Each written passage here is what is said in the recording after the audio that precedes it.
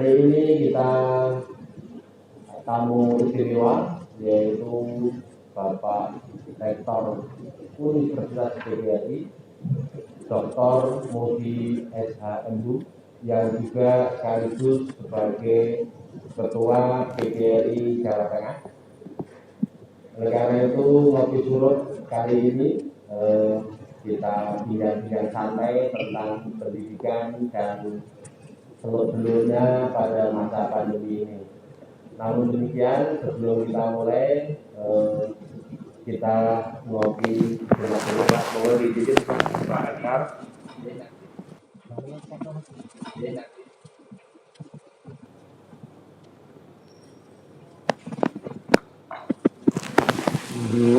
Mana kopinya Pak Rektor? Alhamdulillah turut di kegiatan atau acara Tribun Jateng. Jateng, kopinya terasa Seger. Baik, kita lanjut. Perkenalkan dulu, saya Rizky Widodo, panggilan Widodo. Saya News Manager di Tribun Jateng, ya wartawan. Kali ini tamu istimewa ngopi surut sesuai dengan topik dan situasi pada masa pandemi ini, di mana kondisi pendidikan di Jawa Tengah dan di Indonesia masih melaksanakan dengan sistem pendidikan jarak jauh atau PJJ. Oleh karena itu, pagi ini, siang ini, Tribun Jateng sedang tamu istimewa. Kita laksanakan sidang-sidang ringan yang berisi di gedung Rektorat UGRI. Oleh karena itu, kita perkenalkan dulu, beliau adalah Bapak Rektor UGRI, sekaligus Ketua PGRI Jawa Tengah, yang paling sering dimintai pendapat dan caranya dalam hal pendidikan menghadapi pada sistem pada saat pandemi kali ini.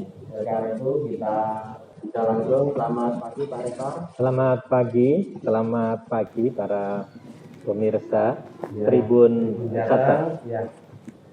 Pak Rektor, saat ini masih pandemi, pelaksanaan masih pendidikan masih PJJ ya. Betul. Ya. Coba Pak Rektor cerita bagaimana itu. Baiknya seperti apa Pak Rektor? Iya. Nampaknya bangsa Indonesia bahkan dunia harus lebih cepat memasuki era disrupsi, terutama Indonesia ya, dengan adanya COVID-19 ini. Kita memang menyadari bahwa ada isu ya global yang sangat saya kira harus kita adaptasi, yaitu perkembangan teknologi, jadi disrupsi akan sangat cepat. Yang kedua, perubahan sosial dan lingkungan, dan ini adalah tantangan masa depan kita yang harus disiapkan generasi muda kita, terlebih pada saat Indonesia memasuki masa bonus demografi. Sehingga apabila pendidikan kita gagal untuk menyiapkan itu akan sangat berbahaya. Celakanya, pada saat kita sedang mempersiapkan itu harus menghadapi pandemi ya COVID-19, dan kita dipaksa melakukan pembelajaran jarak jauh. Berdasarkan penelitian yang kami lakukan pada awal pandemi, pendidikan jarak jauh ini memang belum efektif. Hal ini digambarkan oleh pertama, jaringan internet itu belum bisa menjangkau ke seluruh penjuru tanah air. Yang kedua, sudah belum menjangkau semuanya, tidak semua peserta didik juga memiliki alat dan akses ya untuk itu. Lalu yang ketiga, gurunya serta-merta harus melakukan model pembelajaran yang sebagian besar belum terbiasa dengan PJJ itu. Maka dalam penelitian itu hanya 18% yang sudah bisa melakukan pembelajaran daring dengan baik. 18%. Selebihnya mereka masih melakukan pembelajaran jarak jauh yang konvensional. Hanya lewat SMS, hanya lewat WA, berikan tugas, diambil. Namun guru membuktikan sebagai pembelajaran sejati di Indonesia. Di samping kebetulan kami di PGRI termasuk UPRIS aktif memberikan pelatihan-pelatihan kepada para guru secara online. Dalam 2 bulan berikutnya kami teliti lagi, itu sudah melesat, guru-guru sudah mampu melakukan pembelajaran jarak jauh lebih baik. Pada waktu itu sudah bisa kita temukan sekitar 83% mereka sudah efektif ya melakukan pembelajaran itu. Tetapi problemnya sekarang muncul, tidak saja tadi masalah masih tetap terhambat masalah koneksi, masalah kepemilikan sarana, tapi pendampingan orang tua. Pendampingan orang tua. Iya, karena belajar di rumah kan sebaiknya didampingi oleh orang tua. Nah, orang tua ini ada masalah. Pertama, ada yang memang tidak cukup pendidikannya sehingga tidak siap untuk mendampingi anaknya. Ditambah lagi ada orang tua yang tidak mampu mengelola atau memanfaatkan peralatan atau teknologi. Celakanya lagi ini apabila orang tua dua-duanya bekerja, maka tidak ada siapa-siapa di rumah. Nah, inilah problem mengemuka yang akhirnya keluhan-keluhan terus saja. Pada awalnya banyak keluhan karena gurunya, lama-lama keluhan mulai muncul, ada kekerasan dari orang tua yang marah, dan yang lebih fatal ini terjadi pada tingkat yang lebih rendah, yaitu TK, SD, terutama kelas rendah, karena mereka punya keterbatasan yang tidak mungkin tanpa orang tua. Nah, itu. Ya. Terus, Pak Rektor, dalam menyikapi kondisi begitu dari hasil penelitian dan sebagainya tadi, dari kampusnya UPGRI sendiri ambil langkah seperti apa, Pak Rektor? Ya, kampus kebetulan juga melakukan pembelajaran daring ya. Mungkin kalau kampus secara kemampuan baik dosen maupun mahasiswanya tidak terlalu bermasalah ya, termasuk juga sebut saja sarananya. Kalaupun ada problem mahasiswa yang berada di daerah-daerah terpencil, sehingga mereka mengeluhnya kalau justru full daringnya itu yang secara kuota jadi berat dan sebagainya ya. Lalu tersendat memang di kalau video-video kadang-kadang untuk jaringan yang lemah juga repot. Ini problemnya sebenarnya di situ. Di samping pasti mereka mengeluhkan mengenai biaya pulsa itu. Nah, kampus pertama, karena kalau untuk kependidikan secara umum kita membantu sumber dayanya menjadi narasumber pelatihan, termasuk di PGRI Jawa Tengah yang melakukan pelatihan setiap minggu sekali. Bahkan pada awal itu hampir 2-3 kali. Setelah ini yang melalui Smart Learning and Character Center ya.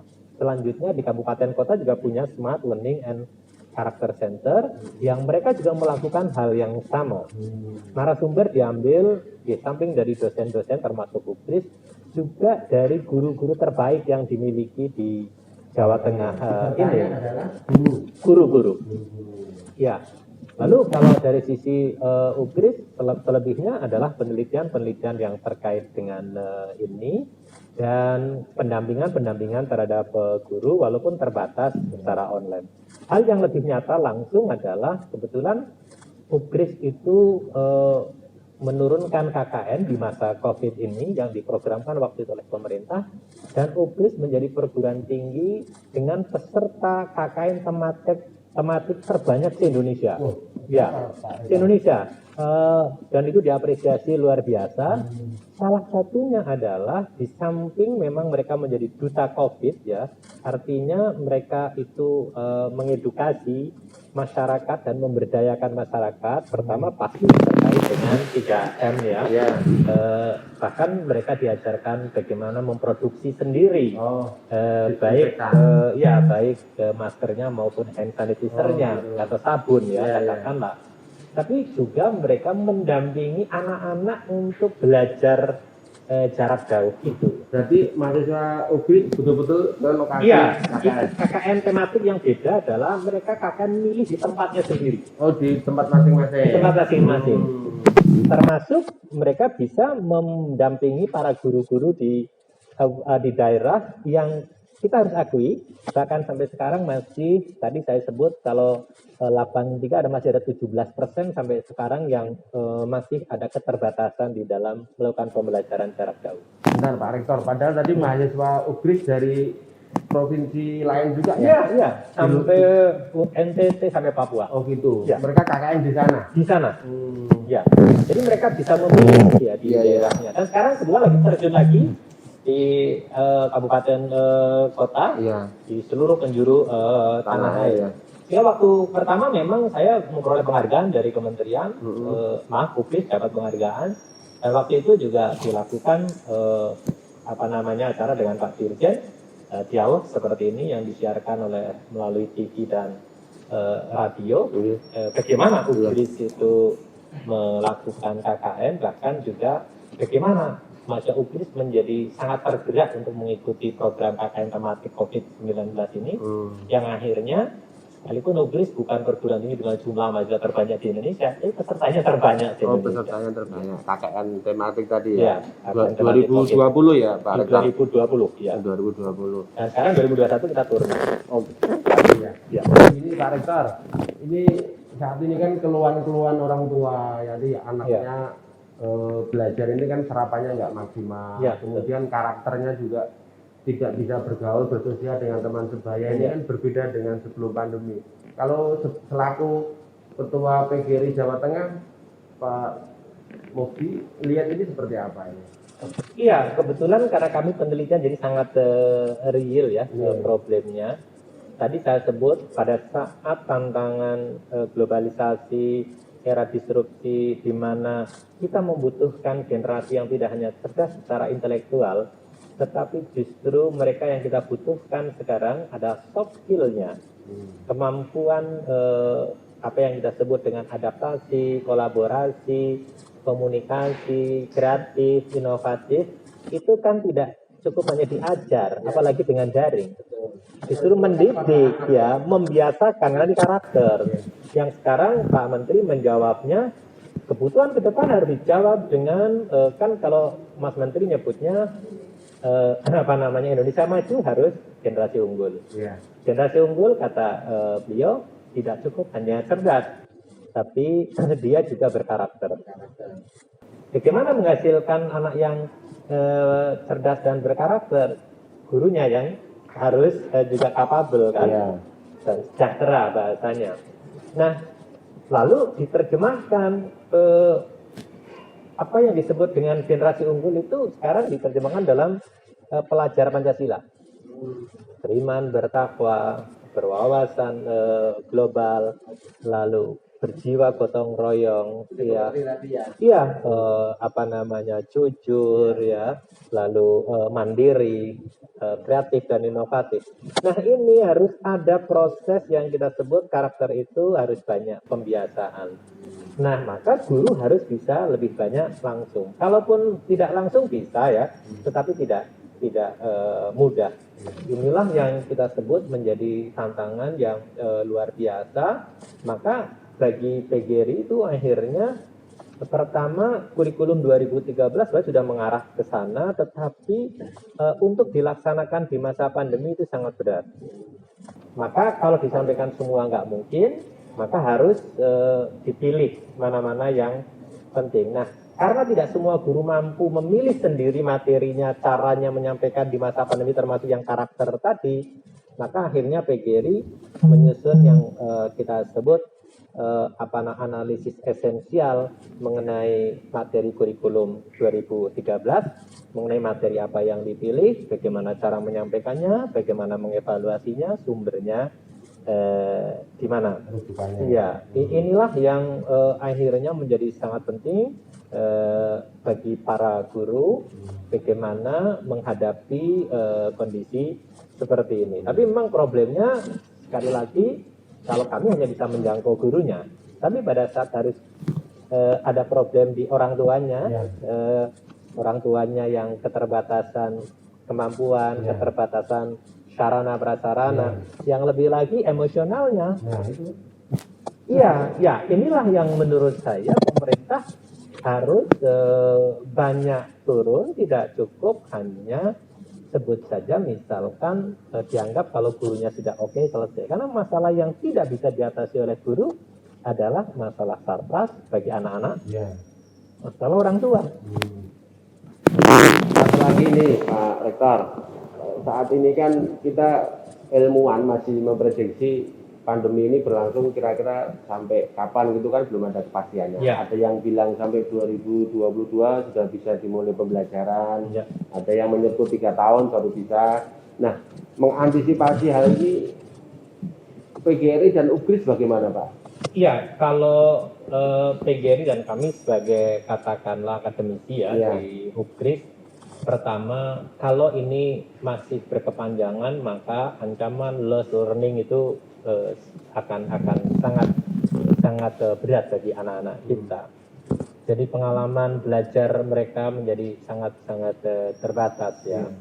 Nah, terkait dengan itu pasti kita berharap jangan sampai berlarut-larut sampai 2022. Maka yang pertama mari kita bersama-sama, bahasa saya sekarang sekolah, pemerintah, masyarakat harus menyiapkan pembelajaran tatap muka kapanpun sudah dibolehkan atau dimungkinkan berlangsung, kita langsungkan. Langsung ya.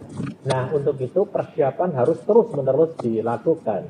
Bagaimana pembelajaran tatap muka di masa pandemi ini bisa dijalankan pasti dengan protokol kesehatan. Problemnya adalah apakah sekolah sudah siap sarana prasarananya? Karena pembelajaran tatap muka itu terbatas. Artinya masih ada tatap muka, ada daringnya. Ini yang disebut blended ya. Maka dua-duanya harus berjalan. Maka guru harus dua-duanya bisa. Tetapi sarana prasarana itu kan bukan urusan guru kan. Artinya sekolah, pemerintah, masyarakat yang harus menyiapkan. Maka yang pertama saya selalu minta pemerintah harus memastikan mana sekolah yang belum siap sarana prasarananya untuk diintervensi. Lalu yang kedua, gurunya kita amankan dulu. Maka kami mohon mudah-mudahan ini gelombang 2 guru akan mendapat kesempatan vaksin. Jadi semua pendidik dan tenaga kependidikan saya berharap di gelombang 2 ini atau tahap kedua ini sudah masuk ke kelompok yang dapat vaksin. Ya. Sehingga paling tidak kalau gurunya yang dikhawatirkan, maka gurunya sudah dalam kondisi paling tidak punya kekebalan. Ini yang penting. Nah, terkait dengan itu maka saya sudah sepakat dengan SKB 4 Menteri. Sekarang sudah tidak lagi pembelajaran tatap muka melihat zona.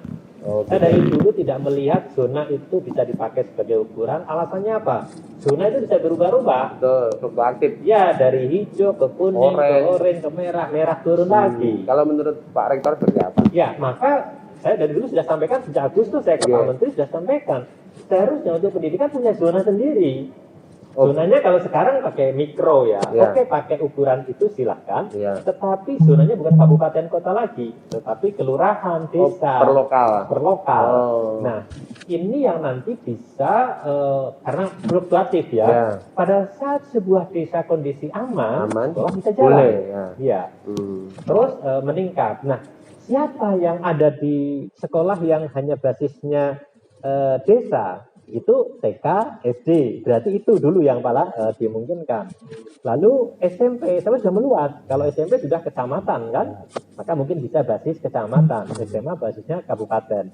Maka saya termasuk berpendapat terbalik ya dari itu. Justru yang bawah memang resikonya ada, tetapi dari sisi ancaman loss learning-nya lebih banyak di tingkat bawah, karena mereka tidak familiar dengan PJJ.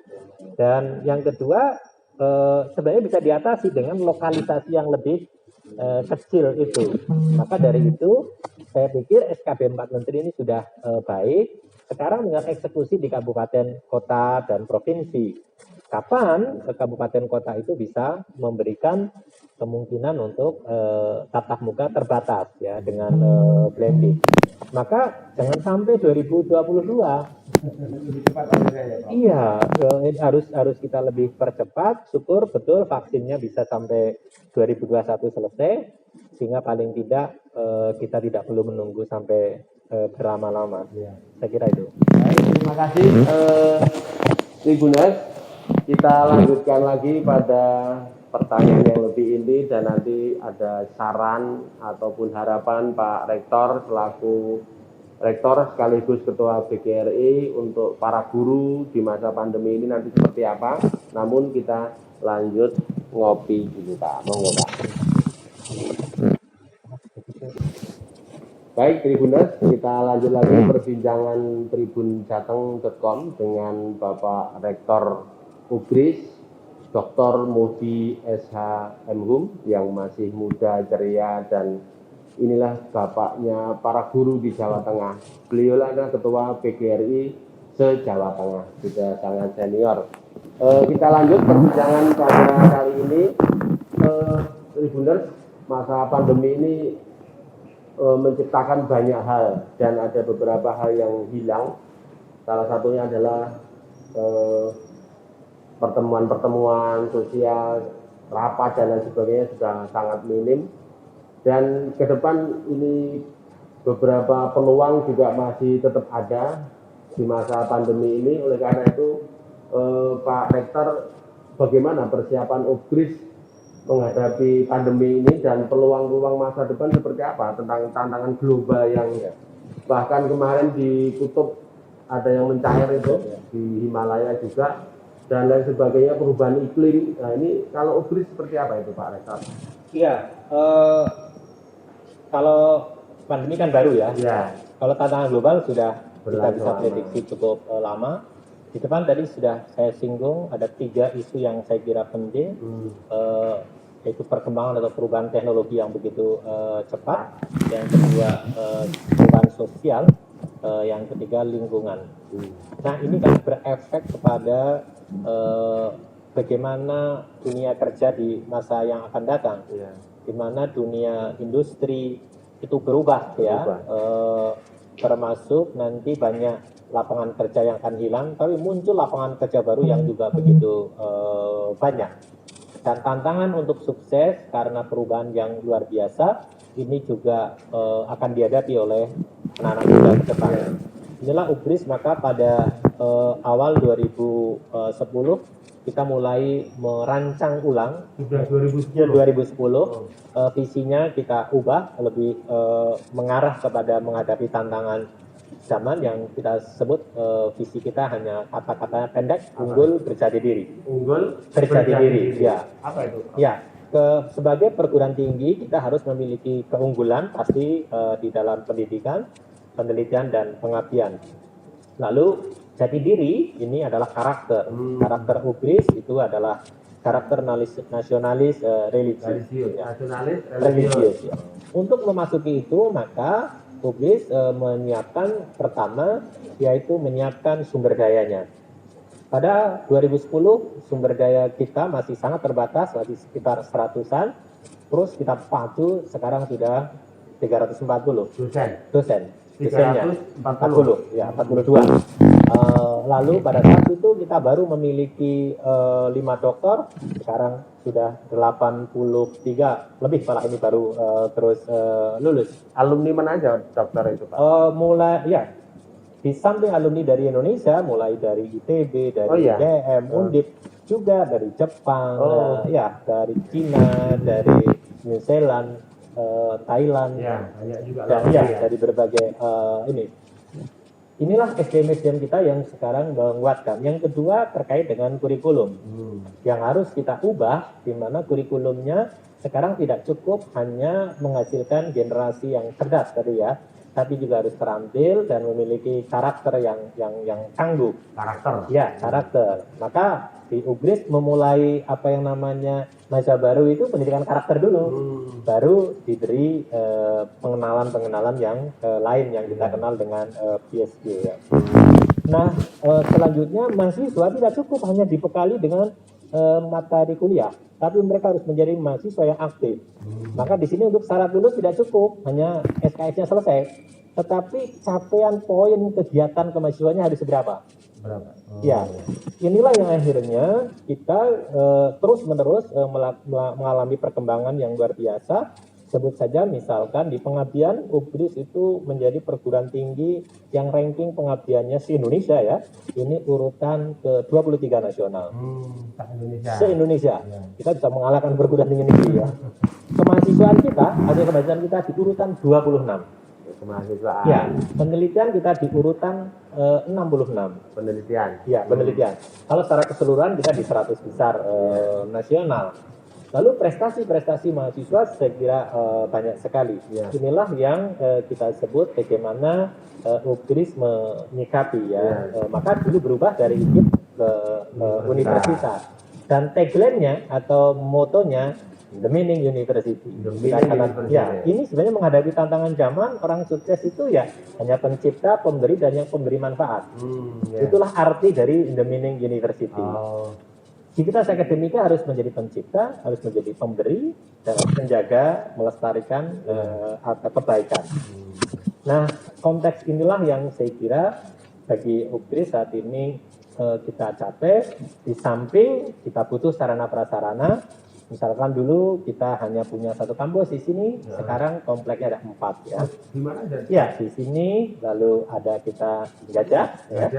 Lalu kita punya di Sriwijaya untuk pelatihan-pelatihan saja, ya. Lalu di Bendan. Di Bendan. Ya, khusus untuk lab di sana. Ya, jadi lab yang berat ya seperti teknik sipil, ya, teknik mesin, Ada lagi dokter yang ini? Iya, ya inilah yang mungkin menjadi pembeda orientasi kita lebih ke sana, bagaimana menyiapkan lulusan-lulusan kita, tidak saja mereka memiliki kemampuan akademik yang tinggi, tetapi mereka harus memiliki kepribadian yang arahnya ke satu, yaitu kreatif, inovatif, adaptif, kolaboratif, dan kemampuan berkomunikasi secara baik ya. Di samping pasti beriman bertakwa. Ya. Ini dari konteks ke UPDRISan ya. Pak Rektor, kalau tiap tahun tuh mahasiswa baru ada sekitar berapa? Kalau kita di sekitar 2.700. 2.700. Iya. Berarti total sekarang ada sekitar 12.000. Oh, 12.000. Besar ya. Iya. Di samping memang kalau kita yang menonjolkan memang karena memang lama ya di kependidikan ya. Kita rankingnya sekitar urutan 17 ya nasional, dan kita termasuk menghasilkan lulusan pendidikan profesi sudah sejak 2008 ya. Oh, ada ya. Ya. Pendidikan profesi guru ya. Ya. Baik, terima kasih Pak Rektor dan sekaligus Ketua PGRI Jawa Tengah, Dr. Moji Eza MD dalam obrolan Ngopi Suruh bersama Tribun Jateng kali ini. Video ini bisa disaksikan di media sosial Tribun Jateng. Kemudian esoknya kita bisa baca di koran Tribun Jateng juga di halaman 1 paling atas biasanya program Ngopi Suruh. Terima kasih para Tribuners, dan satu lagi closing statement dari Pak Rektor sekaligus Ketua PGRI Jawa Tengah kepada pemirsa. Monggo Pak. Ya, pertama pada para generasi muda termasuk mahasiswa saya dari UPDRIS, kalian hidup di era perubahan yang begitu cepat, maka siapkan diri kalian tidak hanya cukup dengan berbekal ijazah dan IP yang tinggi, tetapi pastikan kalian adalah pribadi-pribadi yang kreatif, inovatif, adaptif, kolaboratif, dan kemampuan komunikasi yang baik. Kepada para guru di seluruh Nusantara dan khususnya di Jawa Tengah, pastikan kalian adalah menjadi guru-guru pembelajar, termasuk di era pandemi saat ini. Teruslah belajar menjadi guru-guru yang mampu berubah, termasuk menyesuaikan diri bagaimana pembelajaran yang kreatif, yang inovatif, yang menyenangkan bagi anak-anak bisa berlangsung dengan cara daring ini. Karena Bapak Ibulah yang akan mengubah anak-anak kita bukan untuk menghadapi masa lalu, tetapi menghadapi masa depan. Guru juga harus menjadi inspirasi bagi anak-anak kita. Ingat, anak-anak kita harus kita siapkan untuk menghadapi masa depan, bukan untuk menghadapi masa lalu. Maka guru juga harus menyiapkan diri untuk menjadi pendidik, pengajar bagi anak-anak menghadapi masa depan. Baik, terima kasih. Tepuk tangan. Terima kasih Pak Rektor. Terima kasih, sama-sama. Ketua PGRI Jawa Tengah, Dr. Mudi SHMU. Tribuners, bisa kita saksikan narasumber berikutnya yang juga berkompeten. Kita simak di Ngopi Suruh berikutnya. Terima kasih. Saya Eswi Dodo, tribunjateng.com. Wassalamualaikum warahmatullahi wabarakatuh. Waalaikumsalam.